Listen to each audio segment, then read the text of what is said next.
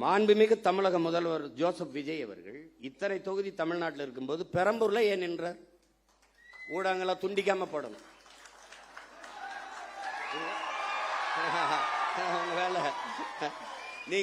நீங்க வந்து நல்லது எதையும் கொண்டு வரதுல நீங்க சத்தியம் பண்ணிருக்கீங்க.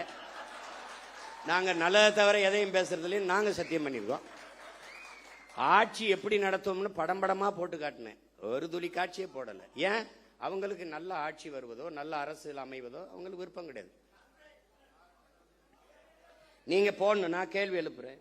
சட்டமன்றத்திலிருந்து அங்கே எழுப்பியிருப்பேன். இப்ப இல்ல, இந்த அரங்கத்தில் இத்தனை ஆயிரம் மக்களுக்கு இடையில எழுப்புறேன். என் தம்பி தங்கைகளுக்கு இடையில பெரம்பூர்ல ஏன் நின்றீர்கள்? ஏன் நின்றீர்கள்? நீங்க சொல்றீங்களா இல்ல உங்க கட்சிக்காரன் சொல்லுவார், நான் சொல்லுவார்? இத்தனை தொகுதி இருக்கும் போது திருச்சி கிழக்கை தேடி போய் ஏன் நின்றீர்கள்? பெரம்பூரில் மதம், திருச்சி கிழக்குல சாதியும் மதம். நீங்க என்ன பேசுறீங்க? சாதியை ஒழித்து விட்டேன். உங்களை ஒழிக்காம எப்படி சாதி மதத்தை ஒழிக்க முடியும்?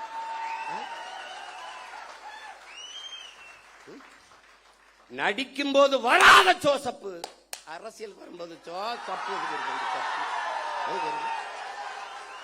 இப்ப முதலமைச்சர் ஆயிட்ட பிறகு ஜோசப் விஜய், ஜோசப் விஜய்.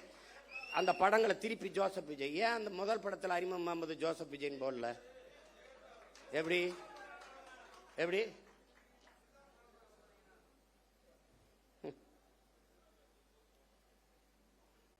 ஊழலஞ்சத்தை ஒழிச்சு விட்டான், ஊழலஞ்சத்தை ஒழிச்சு விட்டான். எங்கிட்ட ஒழிச்சிய? என் தம்பி மதுரமுத்து மதுவை ஒழிச்ச மாதிரியா? நீங்க முதலமைச்சரா நான் என்னங்க பண்ணுவீங்க? மதுவை ஒழிச்சிருவேன். எப்படி ஒழிப்பிய? இப்படி கேப்பீங்கன்னு தான் அந்த வரங்க ஒழிச்சு வச்சிருக்கீங்க அப்படின்னு ஒரு ஒழிச்சு வச்சுட்டு வர. வாய்கிட்ட ஒழிக்கிறது இல்ல. நீங்க பண்ற சேட்டை பாருங்களேன். போதைப் பொருள், போதைப் பொருள், போதைப் பொருள் ஒழிப்புக்கு ஒரு விழிப்புணர்வு தொடர் ஓட்டம். மாண்புமிகு முதல்வர் அவர்களே, ஓடி ஒழிக்கிறது இல்ல, போதைப் பொருளை தேடி ஒழிக்கணும். இப்ப ஓடுனீங்க ஓடுனீங்க ஓடுனீங்க முதல்ல 3 கிலோமீட்டர் ஓடுகிற ஒரே முதலமைச்சர் 12 கிலோமீட்டர் ஓடுவேன். ஓட விட என்னோட டேய். என் தம்பி பாலாட்ட கேளு. எல்லாரும் ஒய்எம்சிக்குள்ள ஓடுறான், ஒய்எம்சி சுத்தி ஓடுறான்டா கருவாப்பையம்மா. அவட போய் கேளுங்க. ஏய், இதெல்லாம் ஒரு பெருமை. போதை பொருளை ஒளிஞ்சிருச்சா? ஓடுனீங்க, ஒளிஞ்சிருச்சா? போதை என்பதற்கான வரையறை என்ன? மாண்புமிகு முதல்வர் அவர் ஜோசப் விஜய் அவர் இல்லை. போதை என்பது போதைப் பொருளுக்கானது என்ன? திடப்போதை. கொக்கைன், கஞ்சா, அபின், மெத்தப்பட்டமீன், மெத்தப்பட்டமீன், அப்புறம் வேற என்ன இருக்கு? அபின், குட்கா, இதெல்லாம் தான் போதைப் பொருள் நினைச்சுக்கிட்டு இருக்கீங்க. அப்போ நீங்க இந்த தெருவுக்கு தெரு திறந்திருக்க டாஸ் மார்க், அதுல விற்கிற பீரு, பிராண்டி, விஸ்கி, ரம்மு, ஜின்னு, ஒயின், இதெல்லாம் கரும்புச்சாரா இல்ல பழச்சாரா இல்ல கோயில்ல கொடுக்கிற புனித நீர் தீர்த்தமா? அது என்ன பேரு? அது எப்படி? இவங்க மாற்றம் என்னங்கிற? என்ன மாற்றங்கிற? இதே பேசுறது நம்ம மாற்றம் சொல்றதுனால மாத்திட்டோம், நாங்க மாற்றம். என்ன மாற்றம்? என்ன மாற்றம்? இந்த திராவிட கட்சிகள் அரை நூற்றாண்டுகளாக வெறும் செய்தி அரசியல், விளம்பர அரசியல் தான் செய்தது. சேவை அரசியல் செய்யவில்லை, செய்யாது. தேர்தல் அரசியலே செய்தது, மக்கள் அரசியல் செய்யல, செய்யாது. அதேதான் இவர் செய்தது. இங்க இருந்து போறோம், இப்ப வெளியில போய் பார்க்கிறோம். பேருந்து நிலையங்கள் முழுக்க பதாகை. மக்கள் காசை வீணடிக்க மாட்டார். அதுல வச்சிருக்காப்ல 717 சில்லறை மதுக்கடைகளை மூடியது வெற்றி தமிழகம், வெற்றியை நோக்கி தமிழகம். அப்படி சிரிச்சு உட்கார்ந்துருக்காப்ல. இதத்தான் அவர் பண்ணாப்ல. அவர் என்னன்னா, நான் முதல்வன். செப்டம்பர் 16 இருந்து குடும்ப தலைவிக்கு 1000 பூ கட்டுற ஒரு அம்மா, பாத்திரம் தைக்கிற அம்மா படத்துல இருக்கு. நான் தினம் திரும்பி பார்த்தே போவேன்ல. நான் வேற புதுச்சேரியில இருந்துல வரணும். தினம் உள்ள தெருவில் பூரா பார்க்குறேன். நிறைய பேருந்து கிடக்குறேன்ல, பேருந்து நிலையங்களை பார்ப்பேன். அவர் அப்படியே உட்கார்ந்துருப்பார் ஐயா. இப்ப இவர் உட்கார்ந்துக்கிட்டு இவர் வந்து இப்ப வந்து இருங்க வரேன். அப்புறம் சிங்கப்பெண், பெண்கள் பாதுகாப்புக்கு சிங்கப்பெண் சிறப்பு படை, அதுக்கு ஒரு விளம்பரம். அப்படி சிரிச்சுக்கிட்டு இருக்காப்ல. அதுதான் சட்டசபையில பேசிட்டீங்க, சொல்லிட்டீங்க. செய்தி நாளேடு முழுக்க, தொலைக்காட்சி முழுக்க வந்துருச்சு. மக்களுக்கு தெரிஞ்சிருச்சு. அப்புறம் இதுக்கு இவ்வளவு கோடிகளை செலவழிச்சு தெரு தெருவா விளம்பரம் இதுக்கு? இதுதான் செய்தி விளம்பர அரசியல். இவங்க ஒன்லி ரீல்ஸ் தான், நோ ரூல்ஸ். ரூல் பண்றது இல்ல, ரீல் தான். இன்னைக்கு என்ன போடலாம்? பேருந்துல போலாம், பேருந்துல அப்போ அதுக்கு தான் போக்குவரத்து துறைக்கு ஒரு அமைச்சர் போட்டிருக்கீல, தமிழன் விஜய் பார்த்திபன். பேரை வச்சுக்கிறான் கில்லி சரத்குமார், திருப்பாச்சி வெட்டர்வால், எதையோ ஒண்ணு வச்சுக்கிறது பேரை வச்சுக்கிட்டு சூப்பர் சூப்பராயன் அப்படி ஏதோ ஐயா வச்சுக்கிற மாதிரி எதையோ வச்சுக்கிறது. அவன் இந்த சரத்குமாருங்கிற அவன் எப்படிப்பட்ட வீரன்? அது கிள்ளி சரத்து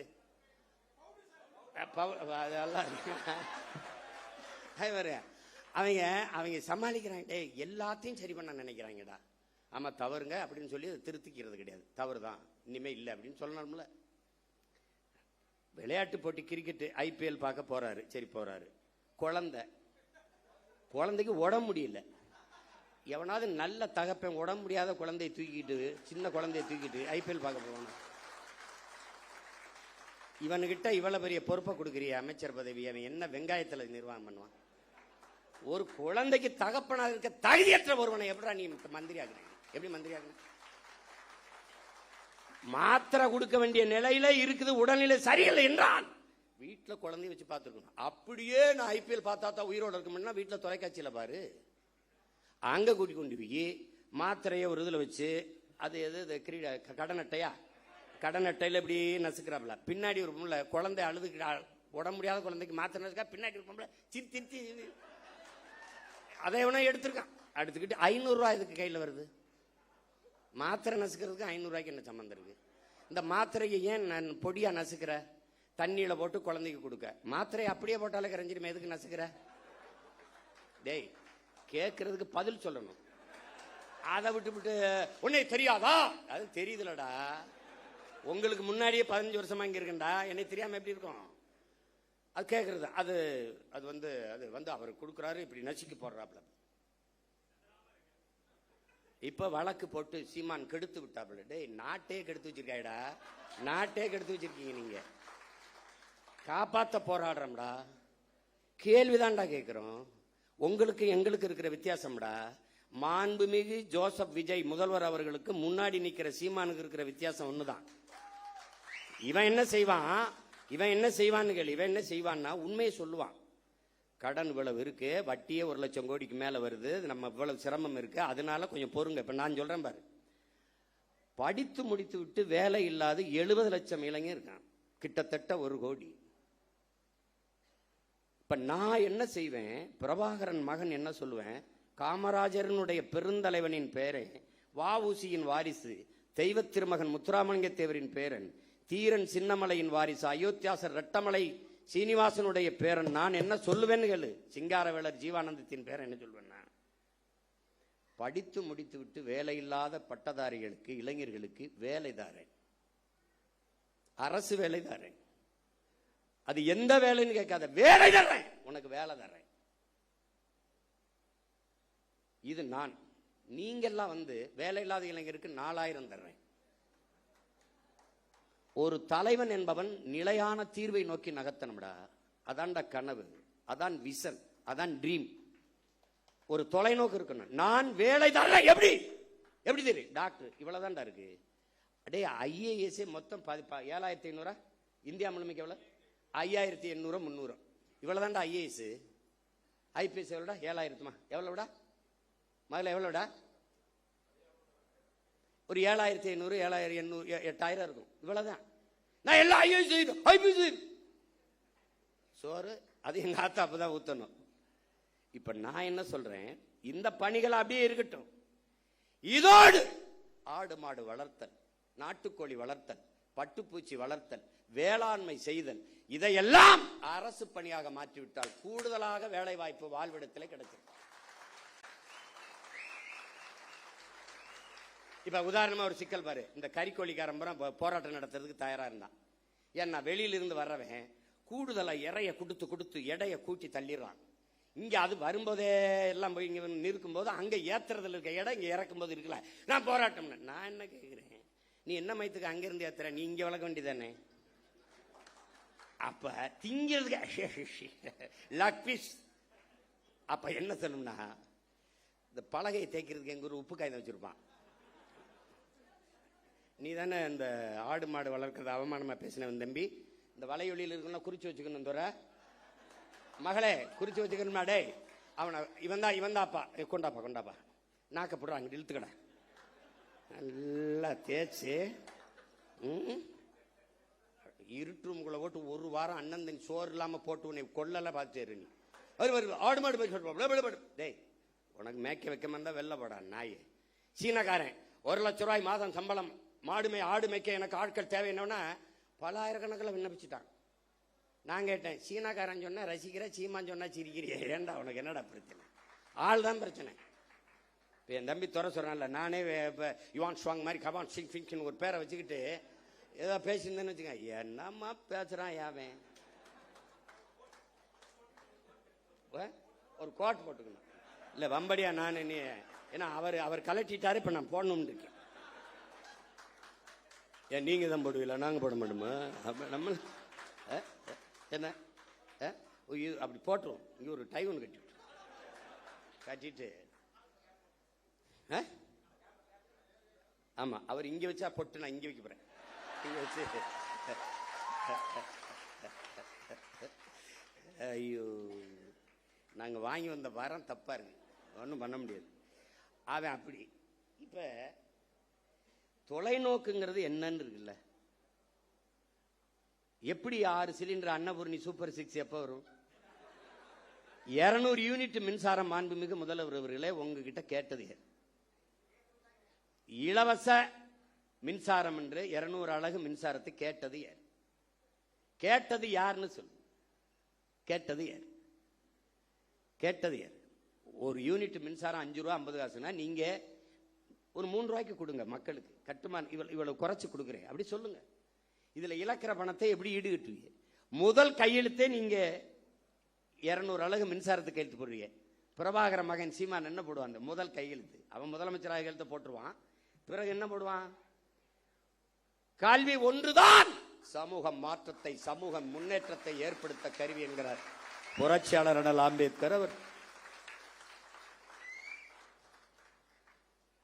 தொட்டனை தூரும் மணற்கேணி மாந்தற்கு கற்றனை தூரும் அறிவு.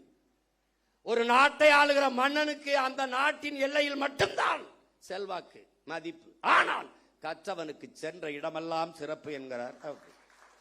பிச்சை புகினும் கற்கை நின்ற என்கிறான் கொன்றை வேந்தனில் அதிவீர ராமபாண்டி. கல்வியில் இருந்துதான் ஒரு சமூகம் மேம்படும். அப்ப அறிவு மானிட உரிமை, கல்வி மானுட உரிமை. என்ன பேசுவேன்? கல்வி மானுட உரிமை, கொடுக்க வேண்டியது அரசின் கடமை. அதை கொடுக்காமல் இருப்பது மாபெரும் கொடுமை. இதை தகர்க்கிறது. அனைவருக்கும் சரியான சமமான கல்வி தமிழ்நாடு அரசு, தமிழ்நாட்டு அரசு கொடுக்குது. தமிழ் தேசிய அரசியல் கொடுக்குது. பிரபாகரன் மகன் சீமானின் அரசு கொடுக்குது. ஏழை பணக்காரன், உயர்ந்தவன் தாழ்ந்தவன் என்று பாகுபாடின்றி எல்லோருக்கும் சரியான சமமான கல்வி, கட்டணம் இல்லாத கல்வி. அந்த இலவசம்ங்கிற வார்த்தையே ஒழிக்கணும். கட்டணம் இல்லாது கொடுக்கிறோம். தனியார் பள்ளி கல்லூரியில் என்ன தரம் இருக்கிறது என்று என் பெற்றோர்களும் என் பிள்ளைகளும் நினைக்கிறார்களோ அதை தாண்டிய கல்வி. கல்வியில் தலை சிறந்த நாடு பின்லாந்து. 10 ஆண்டுகளில் எழுதி வை. 10 only 10 years. 10 years only 10 years back. திருப்பி ஒருத்தன் சொல்லுவான் பின்லாந்தில் இருந்து உலகத்தின் தலை சிறந்த நாடு தமிழ்நாடு என்று. லீக்வான் யூ சொன்னா, Lee Kuan Yew only 10 years you make my hand. Singapore என் கைகளில் கொடு. உலகம் 1000 ஆண்டுகள் கழிச்சு சிங்கப்பூரை புகழ்கிற உயரத்தில் நிறுத்திட்டான். லீக்வான் யூ சிங்கப்பூரில் முடிகிறது. பிரபாகரன் மகன் சீமானால் தமிழ்நாட்டில் முடியாதா? ஒரு இத்திரின் நாடு. இவ்வளவுதான் மக்கள் தொகை. ஒரு வளமும் இல்ல கடலை தவிர. எந்த வளம் இல்லை என் நிலத்துல. என்ன இல்ல? அறிவு வளமா, உடல் வளமா, இல்ல நில வளமா, மலை என்ன கொடுமடா. தஞ்சாவூர்ல இருந்து அரபு நாட்டுல ஒட்டகம் மேய்க்க போறானடா. கேவலம் உண்டாடா? தஞ்சாவூர்ல இருந்து பிற நாட்டுக்கு வேலைக்கு, சிங்கப்பூருக்கு வேலைக்கு ஏன்டா போகணும்? என் நாடுறா, சொர்க்கமிடாது. இவ்வளவு வளர்த்த வச்சுக்கிட்டு போய் அரபு நாட்டில் பாலைவனத்தில் போய் ஒட்டகம் வச்சுட்டு என் பிள்ளை நிக்கிறான்டா. இது மாதிரி ஒரு கொடுமை. அரபு நாட்டில் ஒட்டகம் மேய்க்கலாம், அன்னை நிலத்தில் ஆடு மாடு மேய்க்க கூடாதாடா? என்னடா கொடுமை இது? எங்களை ஆடு மாடு மேய்க்க சொல்ல, ஒன்னே மேய்க்க சொல்ல பரதேசி பிக்காளி பல, ஒன்னே நான் மேய்க்க சொல்லடா, போடா எழுதி வச்சுக்கடா. ஒரு நாள் அவசர கூட்டம் எங்க நடக்குதுங்க, இந்த கூட்டு பண்ணையில் நடந்துகிட்டு இருக்குங்க, அங்க உட்காந்துருக்காரு முதலமைச்சர், எல்லா அமைச்சரும் உட்காந்து போயிட்டு இருக்காங்கன்னு. நீ அங்க வருவ, 2000 ஏக்கர்ல பண்ணை இருக்கும், அங்க கூடாரம் இருக்கும், உட்காந்துக்கிட்டு அங்கே நாங்கள் வளர்த்த நாட்டுக்கோழி வந்துகிட்டு இருக்கோம், அங்க ஆட்டுக்கறி பிரியாணி போயிட்டு இருக்கோம், அதை சாப்பிட்டு இருப்போம். டேய், இதெல்லாம் நான் சாதிச்சு காட்டிட்டு சாகலைன்னா நான் பிரபாகரன் மகன்லடா, பெரியமா போயிட்டு ஓடுவண்ணா கையெழுத்து. பெற்றுக் கொடுங்கள் பிள்ளைகளை, கற்றுக் கொடுக்கிறோம் நாங்கள். பிள்ளைகள் உங்கள் வீட்டின் செல்வங்கள் அல்ல, தமிழ் தேசிய நாட்டின் செல்வங்கள். முடிஞ்சு, நீ பெத்துட்டியா 3 வயசுல ஒப்படைச்சிட்டு வெளியேறிடணும். பிள்ளைக்கும் அரசுக்குமானது. நான் கேட்பேன், என்ன படிக்கிற ஐயா? ஐயா நான் டாக்டர் போயா, ஐயா நான் இன்ஜினியர் போயா, ஐயா எனக்கு பாடுறது பிடிக்கும் பாடியா, ஐயா எனக்கு ஓடுறது பிடிக்கும் ஓடியா. அதுக்குன்னு வரக்கூடாது, தொலைச்சு போடுவேன் உன்னை. ₹1 கல்வி கிடையாது. தொடக்க கல்வி முதல் ஆராய்ச்சி கல்வி வரை என் பிள்ளைக்கு தரமான கல்வி, ₹1 கட்டணம் இல்லாம. அப்படி போட்டியலா கையெழுத்து? 200 அலகு மின்சாரம் இலவசம்னு கையெழுத்து போட்டு ₹1000 கட்டினவன் 4000 கட்டிட்டு வீட்டில் அழுதுகிட்டு இருக்கான். இப்ப வலைவலி திருப்பினா 7000 கட்டின 17000 வந்திருக்கு. இதுல வீட்டுல 5 மணி நேரம் 6 மணி நேரம் மின்சாரம் இருக்கு, அதுக்கே இவ்வளவு கட்டணும். நம்ம வீட்டுல எல்லாம் அந்த மின் ஊக்கி வச்சு ஓட்டிக்கிட்டு இருக்கோம், கடப்பட கடப்படன்னு ஓட்டிக்கிட்டு இருக்குது. காலக்கொடுமை, காலக்கொடுமை. ஏதோ நடந்து போச்சே. எங்க ஊர்ல சொல்லுவான், பிச்சை எடுக்கிற மாதிரி கனவு கண்டா பெருமையா ஒருத்தட்டையும் சொல்ல முடியாது லட்சியமா அப்படின்னு. இவங்க போட்டாங்க. இப்ப இன்னும் கொஞ்ச நாள் கழிச்சு நாங்கெல்லாம் டிவி கேக்கு போட்டோம், விசிலுக்கு போட்டோம்னு எவனும் சொல்ல மாட்டான். விசில முழுங்குனவன் எப்படி இருப்பான்? முழி. இப்ப நம்ம பயிலுக ஐயோ வீடு அடிக்கிறான் அப்படிலாம் அல்லாதீங்க, விசில் அடிக்க சரியாயிரும். அப்ப வைத்தியகார இது கரூர்ல உங்களுக்கு மனிதாபிமானம் இருக்கா? நீங்க இருக்கு. டேய், மனிதாபிமானத்தின் மொத்த உருவம்டா நாங்க. எங்களை பார்த்து பேசாதரா, கேட்கிற கேள்விக்கு பதில் சொல்லு. வேற்று நாட்டு ராணுவம், இன்னொரு நாட்டு ராணுவம், என் இனத்தின் பகை நாட்டின் ராணுவம் இலங்கை. அந்த ராணுவத்தால் 850 பேர் இந்த நாட்டின் குடிமகன், இந்திய நாட்டின் குடிமகன், சிட்டிசன் ஆஃப் இந்தியா, தமிழ் தேசியனத்தின் மகன் மகள். தங்கச்சி உட்கார கொஞ்சம் இடம் கொடுங்க, உட்காருங்க. நீங்க தள்ளி வாப்பா, இங்கிட்டு தள்ளி வா, இங்கிட்டு தள்ளி வா. தங்க எங்க அம்மா கொஞ்சம் நகர்ந்து வாங்கம்மா, கொஞ்சம் இடம் கொடுங்க. தங்கச்சி இங்கிட்டு வாங்க, நல்லா இங்கிட்டு வாங்க. உட்காருங்க, அவ்வளவுதான், உட்காருங்க. ஒரு பழக்கத்தை நீங்க கத்துக்கணும். எவ்வளவு பெரிய ஆளா இருந்தாலும் நீங்க பெண்கள் வரும்போது எந்திரிச்சு இருக்கை கொடுத்துட்டு வெளியேறிடும். அப்ப ஒவ்வொரு தடவையும் நான் சொல்ற மாதிரி வச்சுக்கூடாது. இந்த கட்சிக்குன்னு நிறைய தகுதிகள் இருக்கு. பசினாலும் 10 நாள் கிடப்பேன், 11 நாள் 100 நாள் நடப்பேன். இங்க இருக்கணும். தன்னை முன்னிறுத்திக்கிறவன் இந்த கட்சிக்கு சரி வர மாட்டான். தான் பிறந்த மண்ணையும் இனத்தையும் எவன் முன்னிறுத்துறானோ அவன் தான் இந்த கட்சிக்கு தளபதியா இருக்க முடியும். போட்டு ஒவ்வொரு தடவையும் அண்ணனை பாடம் நடத்த வைக்க கூடாது. புதுசா நீங்க வந்திருக்கிறே தெரிஞ்சுக்கணும். யார் வந்தாலும் சரி, சின்ன குழந்தை வந்தாலும் பெண் பிள்ளைகள் வந்தா நீ உட்கார்தாயின்னு எந்திரிச்சு நின்னுக்கணும். அவன் தான் சரியான ஆண்மகன். நீ உட்கார்ந்துக்கிட்டு தங்கச்சி அம்மாவை நிக்க வச்சுக்கிட்டு இருந்தீங்கன்னா நீ தற்கொலையில பெரிய தற்கொலை ஆயிடுவா. பாத்துக்க, பச்சை மட்டையை வேற ஆளுக்கு எடுக்க மாட்டேன், உனக்கு எடுத்து விட்டுருவேன். பாத்துக்க. இப்போ 850 பேர் சுட்டுக் கொல்லப்பட்டிருக்கான். அவன் வாழ்வாதாரத்திற்காகத்தான் கடலுக்குள்ள மீன் பிடிக்க சென்றான். அவன் படகு பறிக்கப்பட்டிருக்கு, சிறைபிடிக்கப்பட்டிருக்கா, சித்தவதை செய்யப்பட்டிருக்கா, கொலை செய்யப்பட்டிருக்கா. இந்த செத்து பிணமா வந்தவன் வீட்டிற்கு எவ்வளவு பணம் உதவித்தொகையாக, ஊக்கத்தொகையாக, வாழ்வாதாரத்திற்கு கொடுக்கப்பட்டது? யாராவது ஒருத்தன் சொல்லு. எந்த அரசாக இருந்தாலும் யாராவது ஒருத்தன் சொல்லு கொடுக்கப்பட்டிருக்கா? இல்ல. அவன் குடும்பத்துக்கு வேற்று நாட்டு ராணுவத்தால் சுட்டுக் கொல்லப்பட்ட தன் நாட்டு குடிகளில் எவனுக்காவது ஒருத்தனுக்கு அரசு வேலை அவன் குடும்பத்தில் கொடுக்கப்பட்டிருக்கா? இல்லை. அப்ப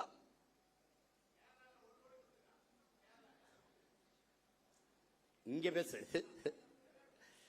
ஏதாவது கொடுக்கப்பட்டிருக்கா? இல்ல. பெரும் வெள்ளத்தில் இதே தலைநகரிலே பல குடும்பங்கள் செத்து மிதந்திருக்கு, பல பேர் உயிரற்று உடல் மிதந்து போயிருக்கு. அந்த குடும்பங்கள்லாம் இவ்வளவு ஒரு பேரிழப்பை சந்திரிச்சுக்காங்கன்னு அரசு பண்ணி கொடுக்கப்பட்டிருக்கா? இல்ல. எப்படிப்பட்ட ஆட்சி நகர்வு, எவ்வளவு கேவலமான ஆட்சி நகர். இந்த மண்ணை மக்களை பேரன்பு கொண்டு காதலிக்கிற எவனும் இந்த செயலை எதிர்ப்பான்டா. சீமான் அவன் தம்பி தங்கச்சிலடா, எவனும் நாட்டை நேசிக்கிற எவனும் எதிர்ப்பான், எவனும் எதிர்ப்பான். கள்ளச்சாராயம் குடிச்சு செத்தவனுக்கு எதுக்குடா 10 லட்சம் கொடுத்தீங்க? எது கொடுத்திய? காய்ச்சுவது குற்றம், குடிப்பது குற்றம். அதை அரசு 10 லட்சம் கொடுத்து ஊக்கப்படுத்துது என்றால் இது எப்படிப்பட்ட செயல்? திமுக ஆட்சியில் நடந்தது கள்ளக்குறிச்சியில். இன்றைய முதல்வர் அன்றைக்கு அங்கே சென்று பார்த்தார். இவரால் இடிபட்டு செத்தார்கள். அன்றைய முதல்வர் அன்று செத்தார், இன்றைய முதல்வர் திசைக்கே போல திரும்பிட்டார்.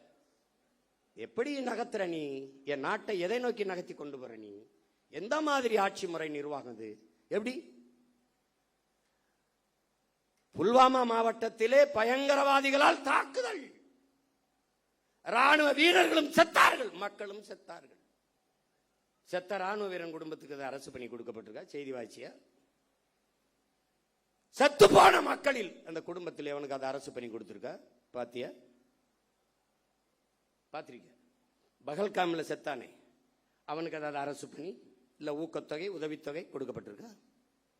நாட்டின் பாதுகாப்புக்கு சென்று ராணுவத்தில் சேர்ந்து பணியாற்றி செத்து உயிரற்ற உடலாக இந்த மண்ணுக்கு திரும்பி வந்தவன் வீட்டிற்கு எத்தனை லட்ச ரூபாய்களை இந்த அரசுகள் கொடுத்திருக்கு? ஊக்கத்தொகை அல்லது வாழ்நாள் உதவித்தொகை சொல்லு. அவன் குடும்பத்தில் ஒருவனுக்கு அரசு வேலை, ஏதாவது செய்தி சொல்லு, சொல்லு. அரசு விழா அல்லது சுதந்திர தின விழா அல்லது ஒரு பெரிய அரசு நிகழ்வு, ஒரு பட்டமளிப்பு விழாவிலே நெரிசல்ல சிக்கிட்டாங்க, அந்த குடும்பங்கள் இழந்துருச்சு தெரியாம. அப்படி ஒரு விபத்து இல்லையே இது. நீங்கள் அன்று ஒரு நடிகர், மாண்புமிகு ஜோசப் விஜய் அவர்களே, இன்றைய முதல்வர்களே, அன்று நீங்கள் ஒரு நடிகர். உங்களை பார்க்க வந்தார்கள், நடிகரை பார்க்க வந்த நெரிசல். நீங்க வரலைன்னா கூட்டம் இல்லை, கூட்டம் இல்லை, நெரிசல் இல்லை.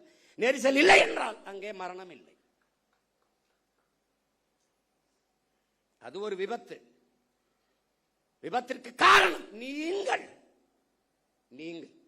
நீங்க உண்மையிலேயே நீங்க தாய் முகாமிக்கு போறது, அப்புறம் தேவாலயத்தில் முட்டிக்கால் போட்டு நடந்தது, இதெல்லாம் உண்மையிலேயே சத்தியம்னா மனச்சார்ந்த தொட்டு சொல்லுங்க. காரணம் நீங்களா? இல்லை.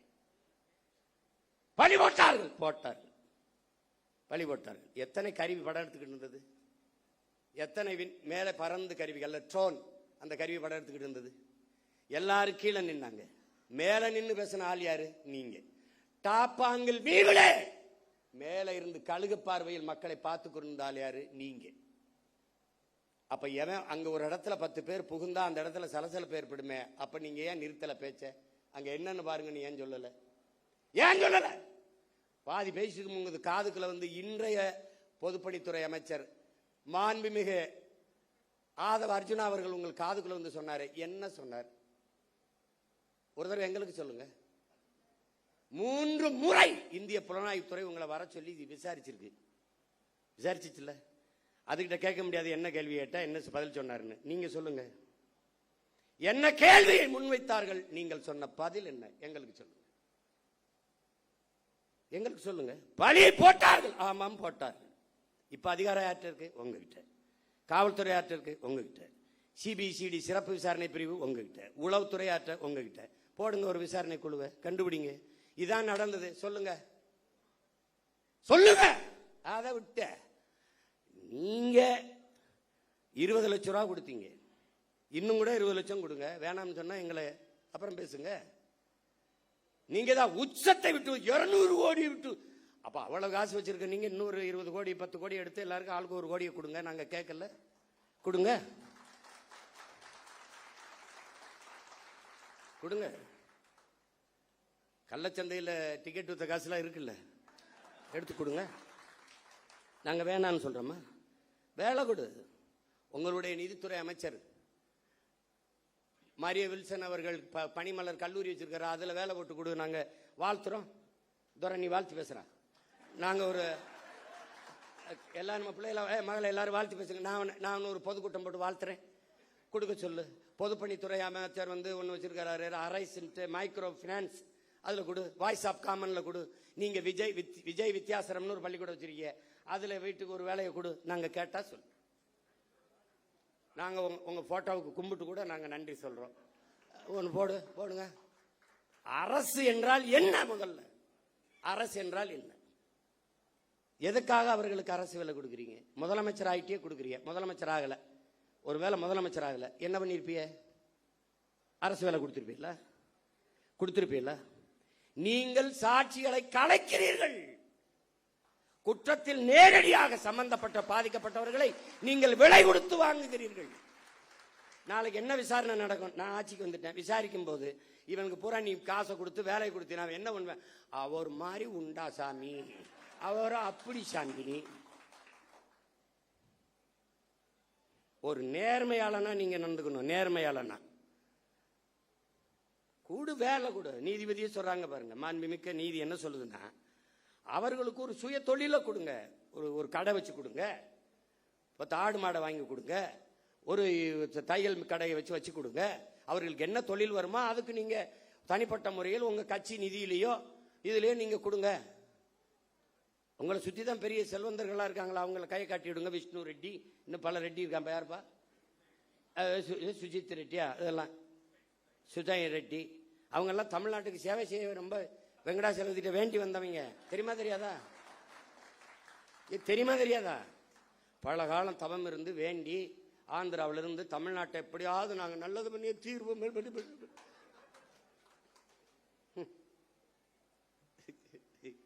ஐயோ கொடுமை. கடவுளின் குழந்தை என் தம்பிட்டு அதான் சொன்ன பாருங்க. அவர் போகணும்னு நினைச்சாரு, மழை பெஞ்சிருச்சு. கடவுளின் குழந்தை அவர் திறந்து விட்டாங்க பாருங்க. ஏடா கடவுளின் குழந்தை இங்க இருக்கும்போது கர்நாடகால ஏண்டா மழை அங்க பெய்யுது, இங்க பேஞ்சு விட்டு போக வேண்டியதானடா. இங்க பேஞ்சா நாங்க பிடிச்சிக்கிறோம். என்னடா தம்பி, அது ஏன் கர்நாடகால இருந்து எனக்கு திறக்க விடணும்? கடவுளின் குழந்தை இங்க இருக்கும்போது வைத்தியக்காரங்களா, அது உடனே வழக்கை போட்டு நிறுத்தி விட்டார். அப்படின்னு வழக்கை நான் போட்டு நீ வா அங்க உச்ச நீதிமன்றத்தில் போடு, நான் வரேன். கேட்கறதுக்கு பதில் தான் சொல்லணும். உடனே உங்களுக்கு மனச்சான்று இருக்கா? உனக்கு மனச்சான்று இருக்கா? உன்னால காவல் நிலைய மரணம், இவனோட தம்பி உன்னை குறைச்சி சொல்றேன். 60 நாள் 5 மரணம் காவல் நிலையத்தில் கார்த்தி சொல்றான். 5 மரணம். அந்த மரணத்திற்கு உங்களால் அடிச்சு கொல்லப்பட்டவனுக்கு அது அரசு வேலை கொடுத்துருக்கீங்களா? என்ன நீ என்ன பண்ணிக்கிட்டு இருக்கீங்க? என்ன வேலை நடக்குது இதெல்லாம்? அரசு பணி என்பதற்கு மதிப்பு எவ்வளவு? இவ்வளவுதானா? இவ்வளவுதான்.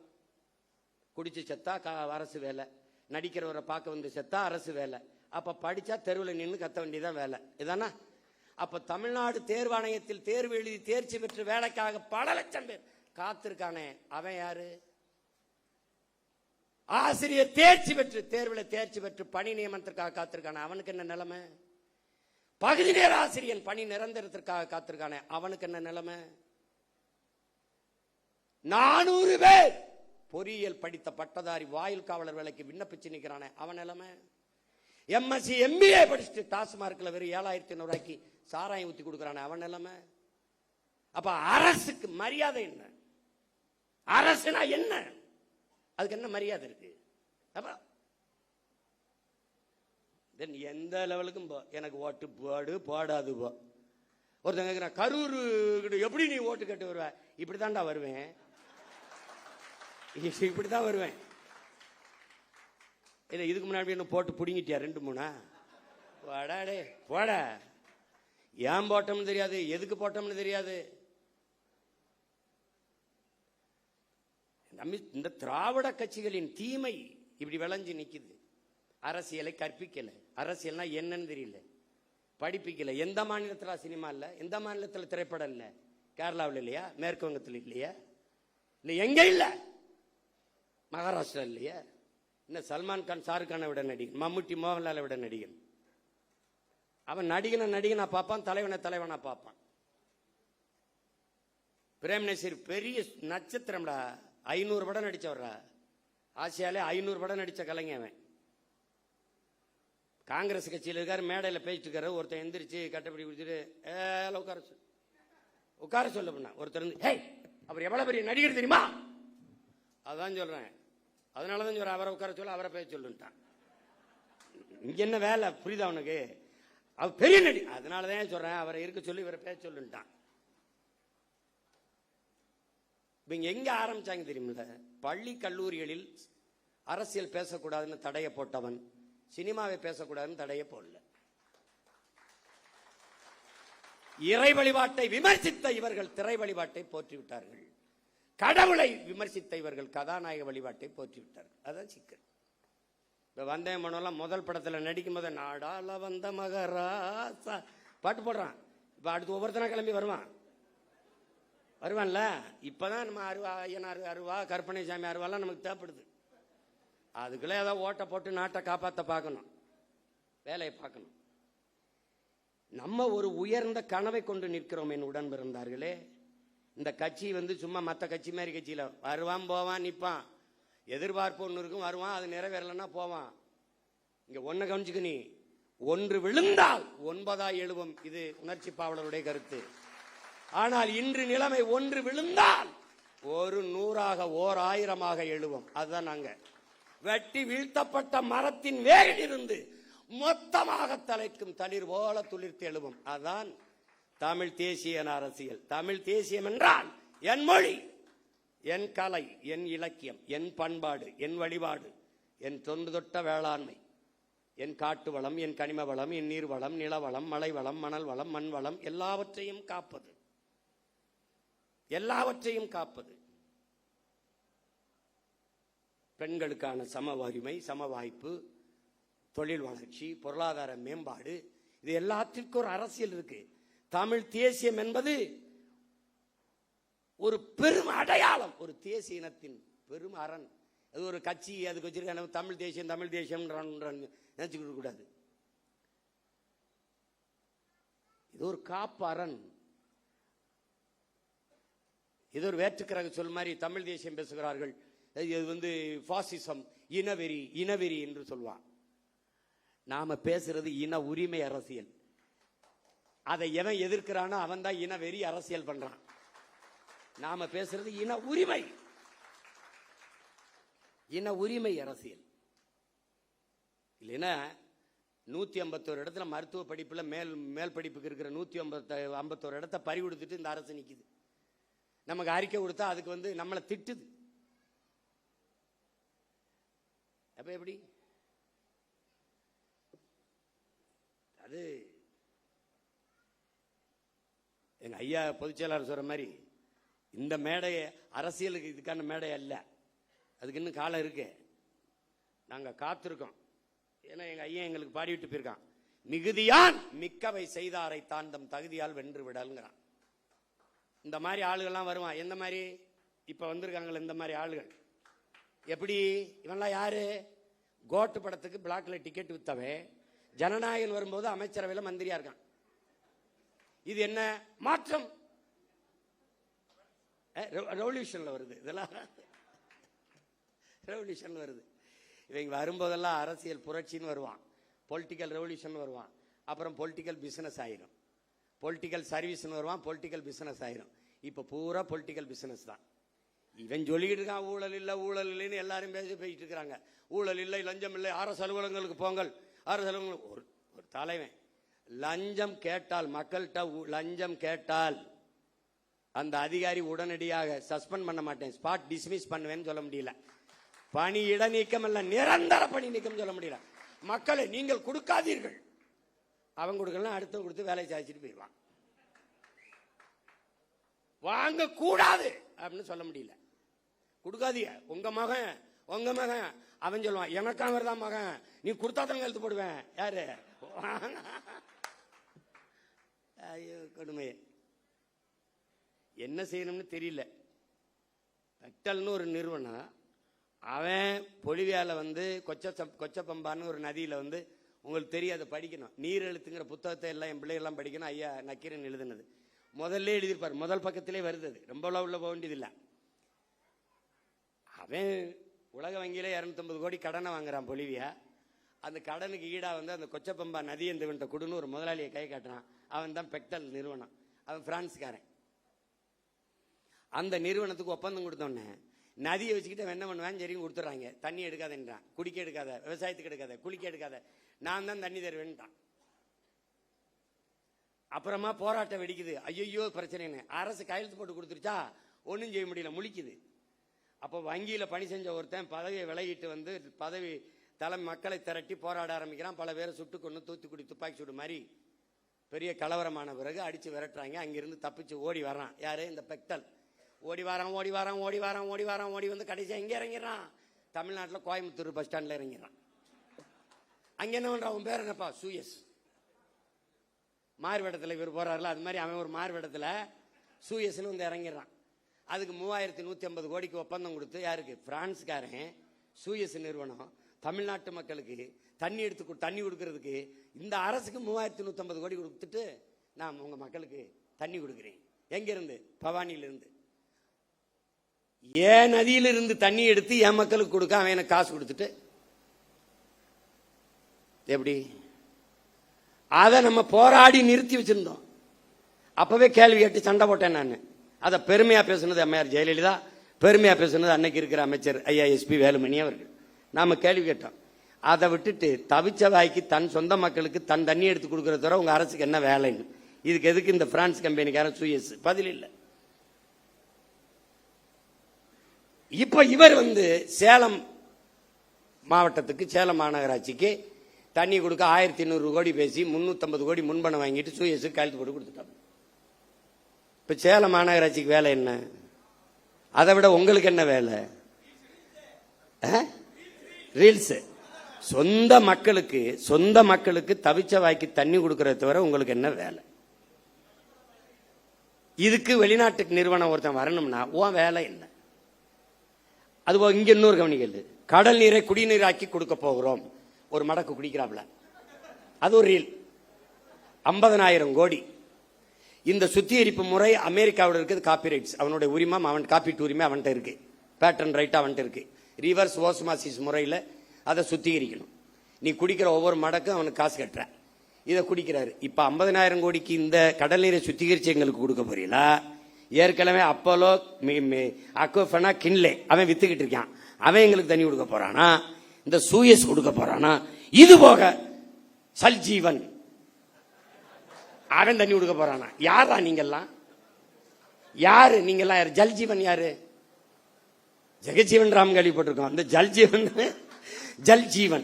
2 ஆண்டுகளாக நிறுத்தி வைக்கப்பட்ட ஜல்ஜீவன் திட்டத்தை நாம் இப்போது நிறைவேற்றி இருக்கிறோம். அதான் கேட்கிறேன், ஜல்ஜீவன்னா யாரு? எதுக்கு ஜல்ஜீவன்? இந்திய ஒன்றிய அரசு கொண்டு வருகிற இந்த குடிநீர் கொடுக்கிற திட்டம்.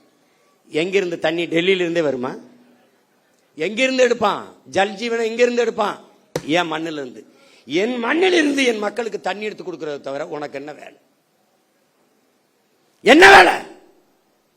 இவன் குழாயை பதிச்சு தண்ணி கொடுப்பான், ஜல்ஜீவன். தமிழ்நாட்டு மக்களுக்கு தவிச்ச வாய்க்கு தாகத்துக்கு தண்ணி கொடுக்க வேண்டும் என்கிற தாகத்தோடு இருக்கிற இந்திய ஒன்றிய அரசு அதே தமிழ்நாட்டு மக்களுக்கு நதியில் இருக்கிற நியாயமான உரிய நதி நீரை பெற்றுத்தர முன்வராதது ஏன் என்ற கேள்வியை நீங்க எழுப்பல.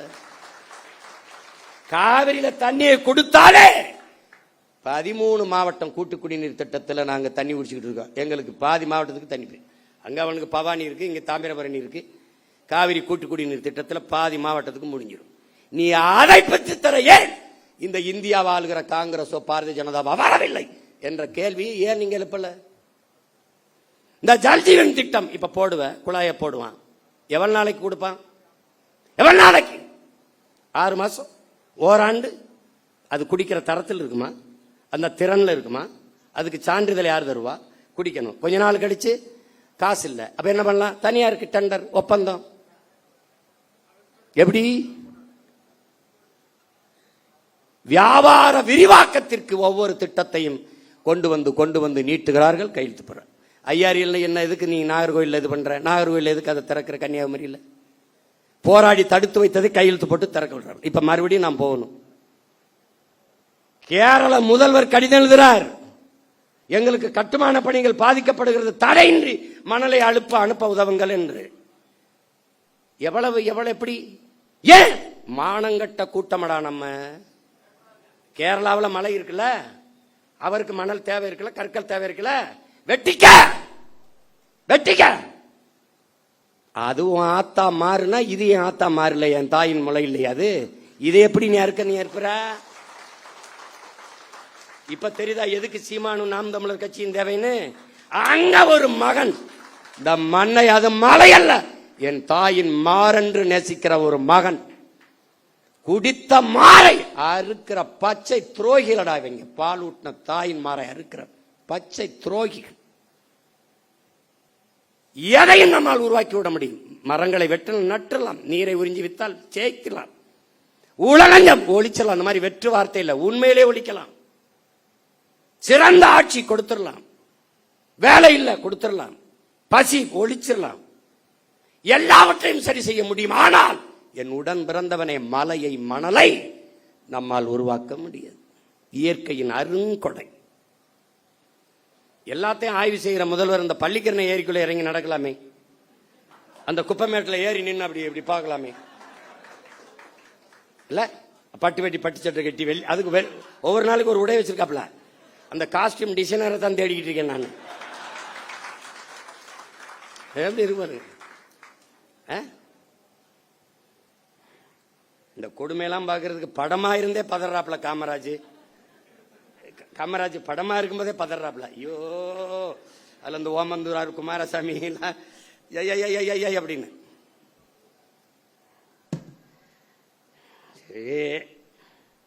நமக்கு ஒண்ணுதான் இருக்குது, நீ எதை பத்தியும் கவலைப்படாத. களமும் காலமும் நம்ம கையில தான் இருக்குது.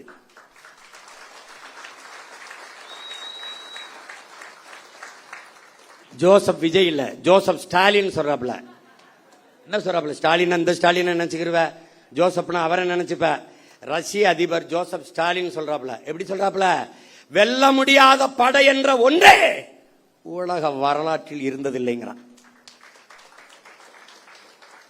இதெல்லாம் அவ்வளவு பெரிய படை இல்ல, இதெல்லாம் ஒரு பம்பரம். சுத்தணும்னு வேகமா சுத்தும், எங்க ஆணி இருக்குன்னே தெரியாது. திடீர்னு கிருகிருன்னு அங்கே போய் டொப்புன்னு வரும்.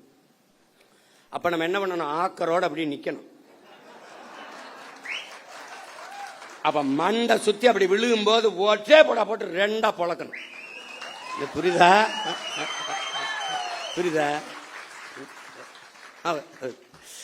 இருக்குப்ப இடைத்தேர்தலை எப்ப வைப்பாங்கன்னு நானும் வெறியோட தான் இருக்கேன். கொள்ளவெறி இருக்கு. ஆமா, எல்லாம் ஒரு தடவை ஜிம்முக்கு போறதுக்கே தினம் மாலை காலை இரு வேலை. அவன் அந்த பயிற்சியாளர் மாட்டுக்கறி கோழி வேணாம், இப்போ என்னதான் சாப்பிட சொல்ற? ஐயோ மாட்டுக்கறி அந்த மசூல் பில்ட் பண்ண தானே இது பண்ண என்னையா பெரிய கொடுமையா இருக்கு. படாத பாடு பட்டுக்கிட்டு இருக்கேன், கொலவெறியா இருக்கு. ஒவ்வொரு தடவையும் பண்ணும்போது இவ்வளவு கஷ்டப்பட்டு எனக்கு கராத்தை பயிற்சி கொடுக்கும்போது இந்த நின்றுக்கிட்டு 100 பஞ்சடிமா அப்ப அடிச்சுக்கிட்டே இருக்கும்போது இப்படிலாம் கத்துக்கிட்டு போய் ஒருத்தனை அடிக்கணுமான்னு ஒரு கோபம்லாம் தணிஞ்சிடும். இவ்வளவு கஷ்டப்பட்டு பயிற்சி எடுத்து இந்த வேணை போய் அடிக்கிறதா அப்படின்னு அது மாதிரி வெறியாகிட்டு இருக்கு.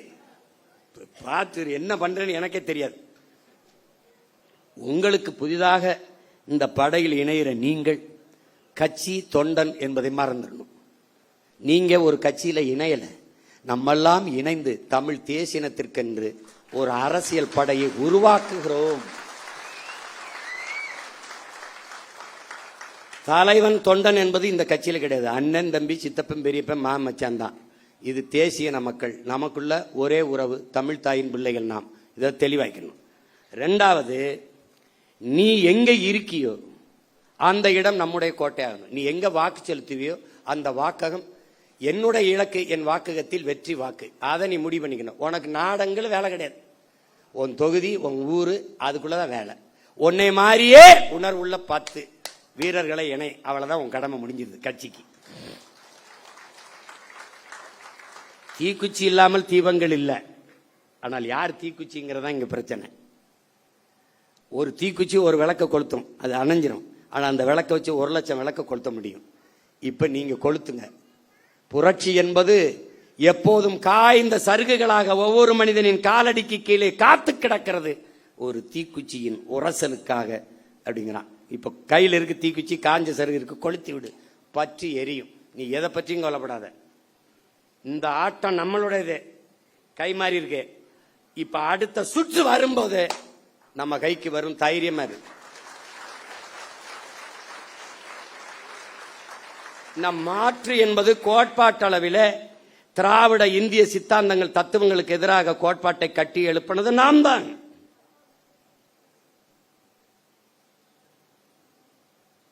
அது விளைந்த அறுவடைக்கு வருகிற போது வேற ஒரு கையில பலன் போயிடுச்சு. அதை வாக்கு செலுத்திய மக்கள் நெருப்பு சுடும் நெருப்பு சுடும் என்று ஓராண்டு பாடம் நடத்தினாலும் புரியாது. தொட அனுமதிக்கணும். தொட்டா அதிலிருந்து என்ன நடக்கும்? அவர்கள் சொல்வார்கள் நெருப்பு சுடும் நெருப்பு சுடும் என்று. 60 நாளே ஐயோ அப்பா அதுக்குள்ள கண்ணை கட்டுதேங்கிறான். என் பங்காளி வடிவேல் சொன்னா ஐயோ அதுக்குள்ளே கண்ணை கட்டுதேன்னு. இன்னும் 4.5 ஆண்டுகள் இருக்கு. இதுக்கு ஒரே மருந்து தான் என் உடன் பிறந்தவனே, பொறுமை. பொறுமை என்பதும் ஒருவித போர்தான் என்கிறான் மாசேத்து. பொறுமை என்கிற மரத்தின் வேர் எப்போதும் கசப்பாக இருக்கும், அதன் கனி தித்திப்பாக இருக்கும் என்கிறார் நம் உயிர் தலைவன் மேதகுவே பிரபாகரன் அவர்கள். நீங்கள் சத்தியத்தின் பக்கம் நில்லுங்கள். எனக்கு என் தலைவன் சொன்னதை நான் உங்களுக்கு சொல்றேன்.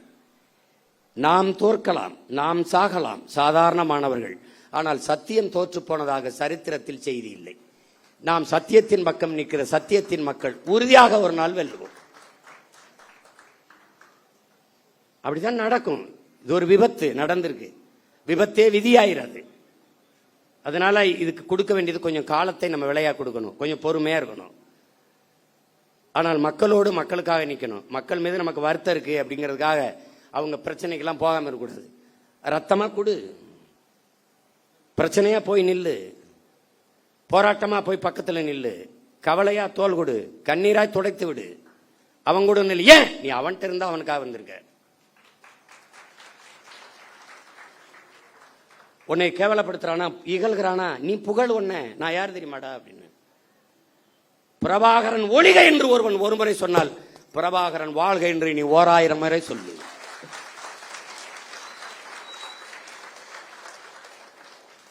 நீ சொல்லு. நம்ம வந்த பிறகுதான் இன்னைக்கு பொதுக்கூட்டத்தை எப்படி நடத்தினோம்னே மற்ற கட்சிகள் கத்துக்கிட்டு செய்து பாக்குறீல்ல. எந்த கட்சி வந்தாலும் நாம் தமிழர் கட்சியை கொடி கொடையில பாராட்டுவதற்கு காரணம் நாம் ஒரு முடிவெடுத்தோம். சாதிக்கு ரத்த வரி உண்டு, ரத்தத்திற்கு சாதி வரி கிடையாது. எவனும் மருத்துவமனையில போய் இந்த சாதி ரத்தம் இருந்தா எனக்கு ஏத்துங்கன்னு சொல்றதில்ல, ரத்தம் கொடுங்க தான். அது எவன் ரத்தமா இருந்தான்னு. அதனாலதான் நாம் ரத்தம் சிந்தி நம் இன விடுதலைக்கு போராடியதாலேயே ரத்தத்தை கொடையாக கொடுத்தோம், உறுப்புகளை கொடையாக கொடுக்கிற வழக்கத்தை தொடர்ந்து செய்து வருகிறோம். எத்தனை ஆயிரக்கணக்கான மரக்கண்டுகளை இந்த மண்ணில் நட்டு வளர்த்திருக்கிறோம். இதெல்லாம் நாம் பெருமை பேசுவதற்கல்ல, பிறவி கடமை. அதனால் நாம் செய்கிறோம். அதை புரிந்துக்கணும். இந்த படையில இணைக்கும் போது நீ ஒரு பகத்சிங், இளைய புரட்சியாளன் பகத்சிங் அவனை உருவகப்படுத்திக்க. நீ திலீபனை போல ஒரு வீர போராளியை போல உன்னை நீ உருவகப்படுத்திக்க. சாதாரணமா நின்று வாழ்க ஒளிக கோஷம் போறது இங்க பழக்கம் இல்லை. வாழ்க தமிழ் தாய், வாழ்க தலைவர் பிரபாகரன், இப்படிதான் நீ பேசி கத்துக்கணும். மற்ற கட்சிகள் மாதிரி நாம் தமிழர் நாம் தமிழர் டிவிக்கிற வேலையெல்லாம் நீ நிறுத்திடணும். இங்க அந்த வேலை கிடையாது, புரியுதா? அதெல்லாம் கிடையவே கிடையாது. வாழ்கவென்றால் தமிழ் தாய் வாழ்க, தலைவர் பிரபாகரன் வாழ்க.